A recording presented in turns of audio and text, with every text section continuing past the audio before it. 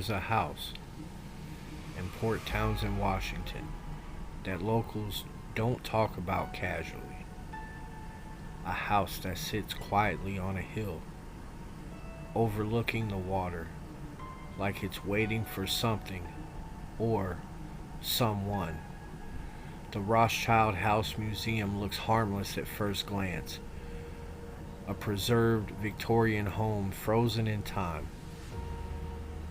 But behind the velvet ropes and polished footwork lies a history of isolation, tragedy, and unexplained activity that investigators have been trying to piece together for decades. Tonight, we're opening the case file on one of Washington's most quietly haunted locations. This is the Rothschild House. And this is what the history books don't tell you.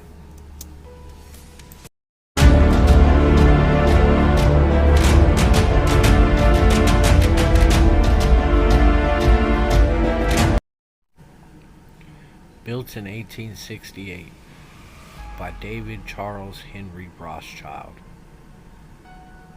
the home was never meant to become a museum. It was meant to be lived in. And for nearly a century, it was. Generation after generation of the Rothschild family occupied the home.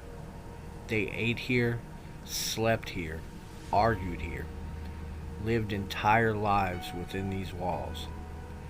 And then, something unusual happened. When the last family members left the house in the late 1950s, they didn't clear it out. They didn't modernize it. They didn't even rearrange it. Instead, they left everything exactly as it was. In 1962, the home became a museum. But, unlike any other museum, nothing was staged. Nothing was recreated.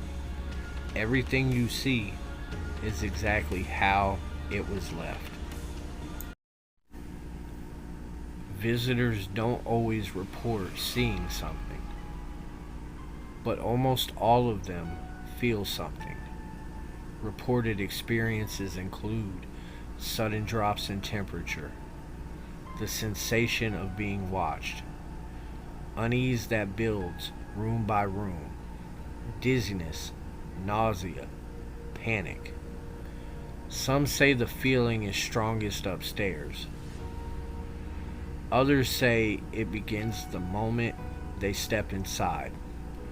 But nearly everyone agrees on one thing. You are not alone in that house.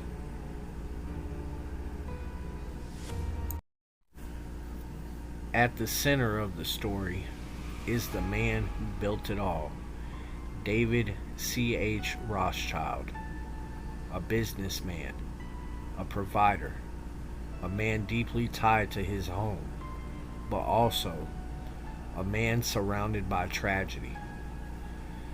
Some accounts claim that David Rothschild died by suicide near the property.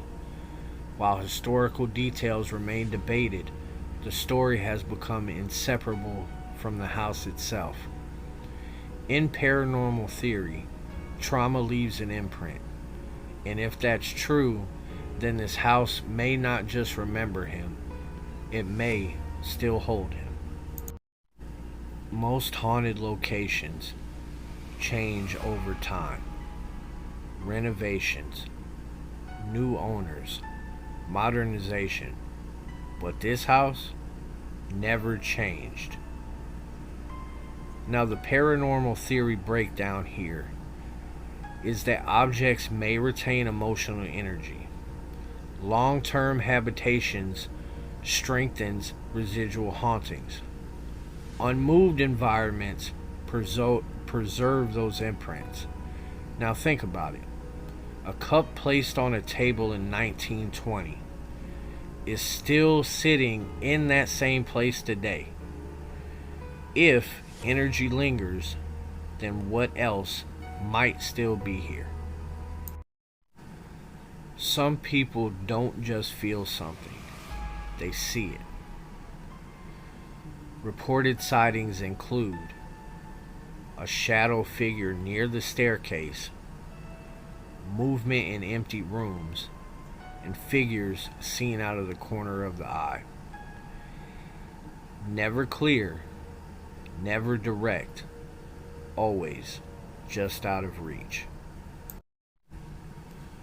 What if this isn't a haunting? What if this is occupancy?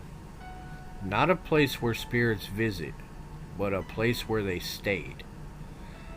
Some believe the Rothschild family never accepted leaving, that the house is still theirs.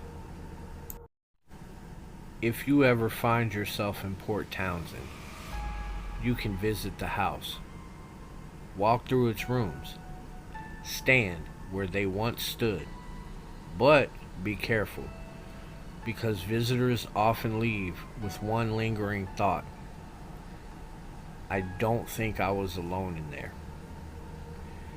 If you enjoyed this deep dive into one of America's most unsettling time capsules, make sure to like, subscribe, and turn on notifications, because the next story might be even closer than you think.